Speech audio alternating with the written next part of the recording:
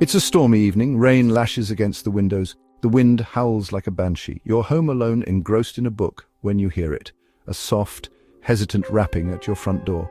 It's an odd hour for visitors. Curiosity piqued, you approach cautiously and peer through the peephole. Standing on your porch are two children, a boy and a girl, their faces barely illuminated by the dim porch light. They look to be about 10 or 11 years old. They're wearing matching dark hooded jackets over what appear to be old-fashioned clothes. Their faces are pale, their expressions strangely serious. Something feels off. You hesitate for a moment. "Yes?" you ask tentatively through the closed door. "Can we come in?" the boy asks, his voice oddly flat and toneless. "We're cold and tired. We need to use the phone." You take a step back from the door, a strange uneasiness creeping up your spine. Something about these children feels deeply unsettling, but you can't quite put your finger on it. Then the boy pushes back his hood, and you see them, his eyes. They are completely black, like two pools of endless night. You recoil from the door, heart pounding in your chest. Fear, primal and instinctive, washes over you. Who are these children with eyes like black marbles? Black-eyed children, or Becks as they are often called in paranormal circles, are a relatively recent addition to the pantheon of urban legends. Reports of their appearances began to surface in the late 20th century, primarily in the United States and the United Kingdom, though accounts have since emerged from various parts of the world. These enigmatic figures are typically described as prepubescent children, usually appearing in pairs with pale skin, dark hair, and an unsettlingly adult-like demeanor. Their attire is often described as outdated or unusual, lending them an otherworldly aura. But their most striking and terrifying feature, the one that gives them their name and fuels the nightmare fodder of countless internet forums, is their eyes. These are not simply dark brown or hazel eyes. They are completely black, devoid of any visible sclera or pupils. Witnesses often describe the children's demeanor as unnerving. Their voices are often reported as being strangely flat and monotone, lacking the usual inflections of human speech. Their movements can be oddly stiff and unnatural, further contributing to the sense that something is deeply amiss. One of the earliest documented accounts of a Beck encounter dates back to 1982 in Cannock Chase, England. A journalist was walking his dog in the woods when he reportedly encountered two children, a boy and a girl with coal-black eyes, standing silently by the side of the path. He felt an overwhelming sense of dread and fled in terror. In 1998, a reporter for the Arlington Morning News in Texas recounted a chilling encounter he had with two children who approached his car while he was parked outside a movie theater. They asked for a ride home, but their unnerving demeanor and insistent pleas made him uncomfortable. As he rolled down his window slightly to speak to them, he noticed their eyes, completely black and devoid of any light. He quickly rolled up his window, locked the doors, and drove away, shaken to his core. Perhaps the most well-known Beck account is that of Brian Bethel, a journalist who in 1998 described a disturbing encounter he had with two children while sitting in his car in Abilene, Texas. The children asked for a ride home, claiming they needed to get to their mother. Bethel, initially hesitant, felt an overwhelming wave of fear wash over him as he looked into their solid, black eyes. He refused and drove away as quickly as he could.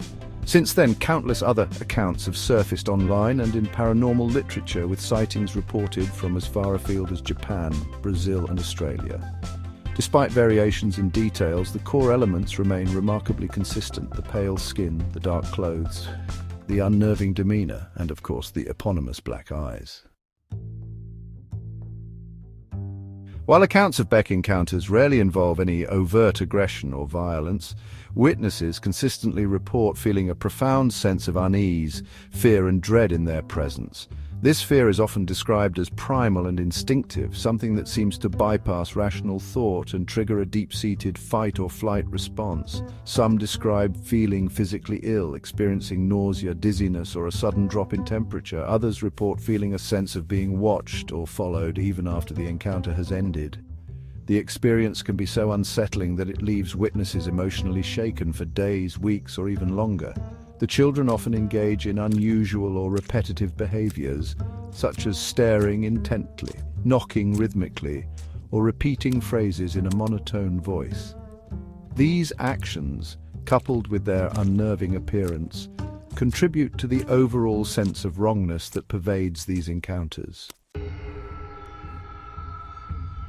Section 5. Harbingers of Doom. The lack of concrete information about the nature and origins of Becks has led to a proliferation of theories and interpretations ranging from the paranormal to the psychological. Many within the paranormal community believe that Becks are not human at all, but rather supernatural entities of some kind.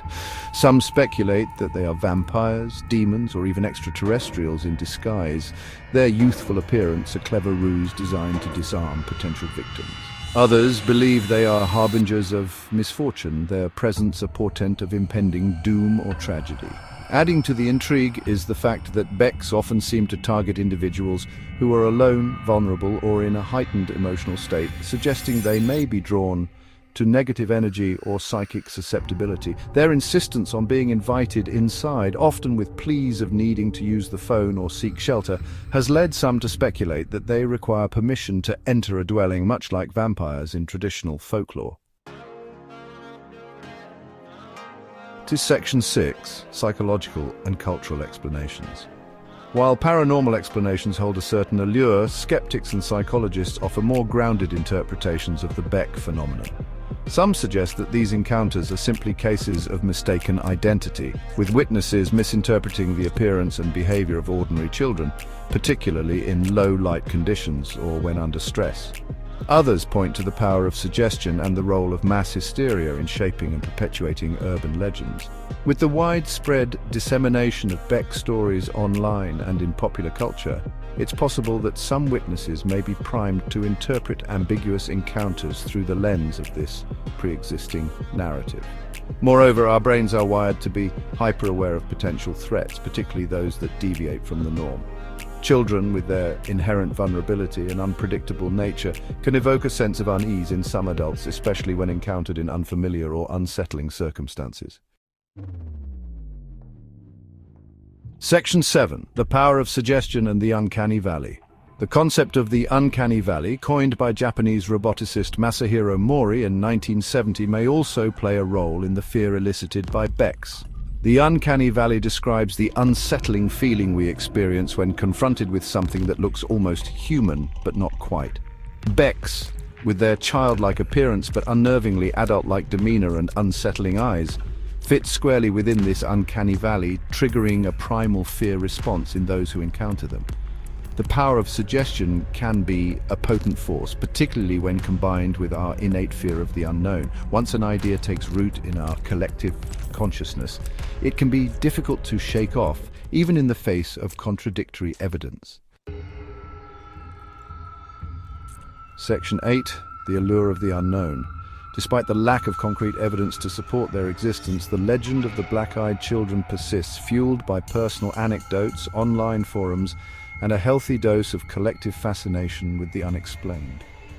Perhaps the enduring appeal of this urban legend lies in its ability to tap into our deepest fears: the fear of the unknown, the fear of the dark, and the fear of something sinister lurking just beyond the veil of our everyday reality. The Beck phenomenon raises intriguing questions about the nature of perception, the power of belief, and the limits of human understanding. Are these encounters genuine glimpses into a hidden realm, or are they merely products of our overactive imaginations, shaped by cultural anxieties and the human need to find meaning in the face of the unknown? The answer, like the black eyes of the children themselves, remains elusive, shrouded in mystery and open to interpretation. Section 9. The legend continues. As long as there are shadows to hide in and stories to be told, the legend of the black-eyed children is likely to endure.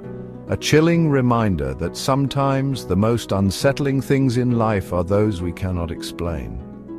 The next time you hear an unexpected knock at the door on a dark and stormy night, you might think twice before opening it. After all, you never know who or what might be standing on the other side.